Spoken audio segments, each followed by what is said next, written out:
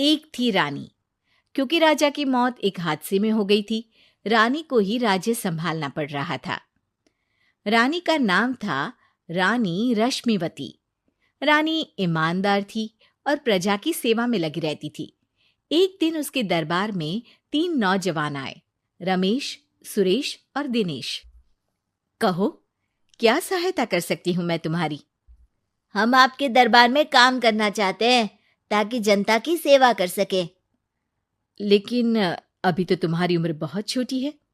तुम लोगों को तो अभी अपनी पढ़ाई पर ध्यान देना चाहिए। हमारा मन पढ़ाई में नहीं लगता। माता पिता को लगता है कि हम किसी के लायक नहीं है और हम साबित करना चाहते हैं कि हम लायक हैं। उत्साह बहुत अच्छा है, मगर अभी उम्र कच्ची है तुम लोगों की। अरे उम्र से क्या होता है रानी जी? शास्त्रों में लिखा है कभी किसी के ज्ञान को उसकी उम्र के आधार पर नहीं देखना चाहिए। बात तो सही है तुम्हारी। और अगर सच में तुम अगर ये संकल्प करके आए हो कि तुमको यहाँ काम करना है, तो पहले परीक्षा देनी पड़ेगी। 3 परीक्षा, एक शारीरिक परीक्षा, एक बुद्धि की परीक्षा और एक देशभक्ति की परीक्षा। और ये क्या है? वो मंत्री महोदय तुम्हें समझा देंगे। हमारे पास समय नहीं है। अगर तुम लोग तैयार हो तो बताओ। हाँ हाँ, हम तैयार है किसी भी परीक्षा के लिए। मैं भी तैयार हूँ कुछ भी कर गुजरने के लिए। तो ठीक है मंत्री जी, आप इन तीनों की परीक्षा कल से ही शुरू कर दीजिए। जो आज्ञा रानी साहिबा। अगले दिन से ही तीनों की परीक्षा शुरू हो जाती है। पहले शारीरिक परीक्षा, यानी किस में कितना है दम, ये देखेंगे हम। क्योंकि शरीर में दम होगा तभी तो प्रजा की सेवा में दम लगा पाओगे। हमें क्या करना होगा? वो पेड़ दिख रहा है, जो सबसे पहले चढ़ेगा उस पे दरबार में नौकरी पाने के अवसर उसी के बढ़ जाएंगे। मैं चढ़ता हूँ। अरे रुको रुको, गिनती गिनने दो। 1, 2, 3। 3 की गिनती के बाद रमेश और सुरेश भागकर पेड़ के पास गए, मगर दिनेश आराम से पेड़ के पास गया।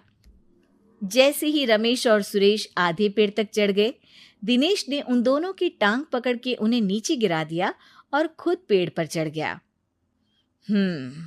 दिनेश की जीत हुई। अरे लेकिन इसने बेईमानी की। बेईमानी नहीं की, बुद्धि लगाई। शरीर के दम के साथ दिमाग में भी दम होना चाहिए। क्यों मंत्री जी? हाँ हाँ, बात तो तुम्हारी सही है, लेकिन बात अगर बुद्धि की है तो बुद्धि की असली परीक्षा हम कल लेंगे। शाम को जाकर मंत्री रानी को सब बता देते हैं। यानी दिनेश उन सब में ज्यादा होशियार है। जी रानी साहिबा। अगले दिन तीनों की बौद्धिक परीक्षा का समय होता है। आज हमें क्या करना है मंत्री जी? थोड़ा सब्र करो, कल जल्दबाजी में ही हारे थे तुम। सही कह रहे हैं मंत्री जी। अरे तू क्यों ज्यादा बोल रहा है? तू भी तो हारा था ना कल। ए दिनेश, ज्यादा होशियार मत बन। अरे अरे अरे, लड़ो मत। आज की परीक्षा पर ध्यान दो।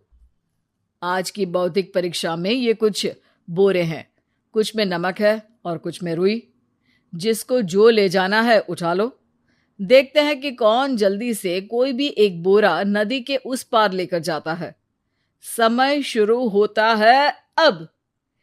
तीनों बोरों की तरफ बढ़ते हैं। सुरेश, नमक की बोरी भारी है, ले जाने में मुश्किल होगी। हाँ हाँ, सही कह रहा है, रुई हल्की है, हम दोनों रुई लेकर चलते हैं। अरे भाई, मैं तो नमक लेकर जाऊंगा। रमेश और सुरेश ये सोचकर हंसते हैं कि आज तो दिनेश हार ही जाएगा। दौड़ शुरू होती है। 1, 2, 3। तीनों नदी की तरफ भागते हैं। रुई में वजन कम होने के कारण रमेश और सुरेश आगे निकल जाते हैं और दिनेश थोड़ा पीछे। पर जैसे ही वो सब नदी में जाते हैं, दिनेश की बोरी का नमक गलने लगता है और वजन कम हो जाता है, जबकि रमेश और सुरेश की रुई में पानी भर जाता है और बोरी का वजन बढ़ जाता है। अरे ये इतनी भारी क्यों हो गई रमेश? अरे मुझे क्या पता, शायद जादुई बोरी है। अरे लगता है कि हम बेवकूफ बन गए। बने नहीं हो, तुम हो ही बेवकूफ। इतना तो पता होना चाहिए कि पानी में नमक गल जाएगा।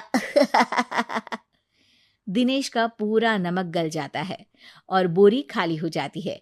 वो जल्दी से रेस पूरी कर लेता है। इस परीक्षा के विजेता भी दिनेश ही हैं। उसने दिमाग लगाकर दिखा दिया कि वो बौद्धिक परीक्षा में भी रमेश और सुरेश से आगे है।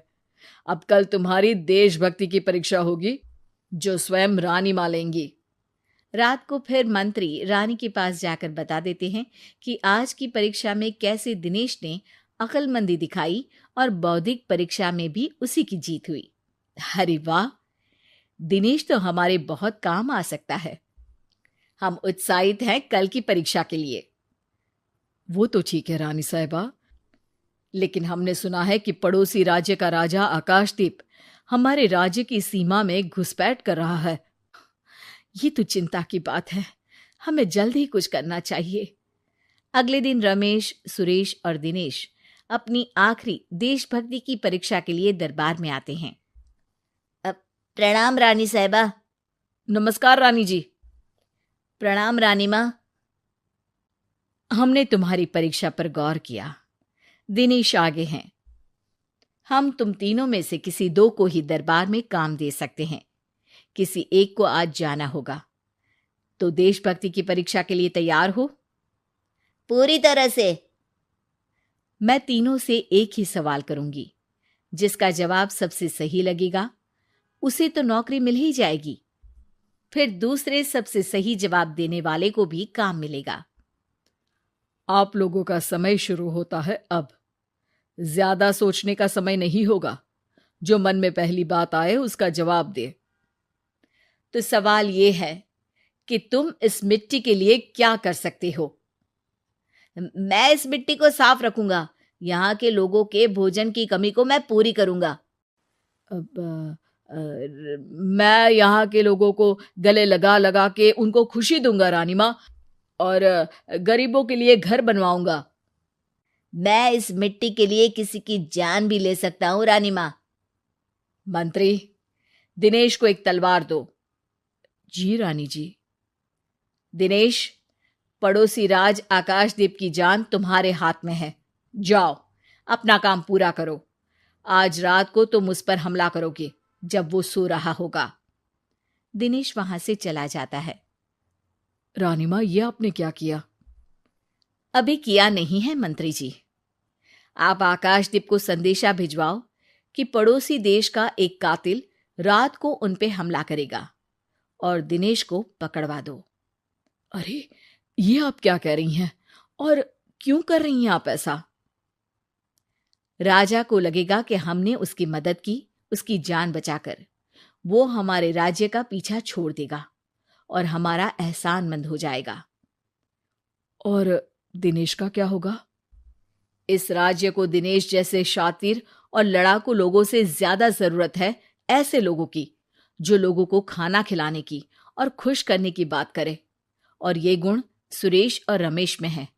इन्हें नौकरी दे दो। दिनेश बहुत चतुराई से नौकरी हड़पना चाहता था, जिसके लिए उसने रमेश और सुरेश जैसे दोस्तों का भी नुकसान किया। पर रानी ज्यादा चतुर निकली। उसने एक तीर से दो निशाने लगाए। दिनेश जैसे खूंखार युवक को राज्य से बाहर करवा दिया और पड़ोसी राजा आकाशदीप को अपना एहसानमंद कर लिया। पूरा दरबार रानी की जय जयकार कर रहा था।